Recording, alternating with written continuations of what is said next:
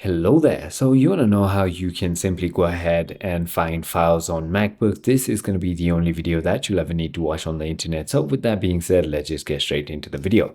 So all you need to do is simply go ahead and open your Finder. And once you've done that, so you can go to Documents, and there you go. There are a couple of files. You can also go to applications. Those are applications. There are downloads right over here. If you're looking for files on the download, you can simply click on this and then click on kind. And as you can see, the file and folders are going to go ahead and separate right there.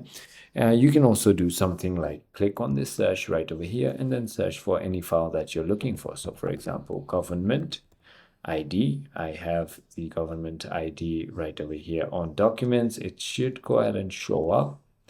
Maybe it's having some kind of problem, like there you go, it's loading now.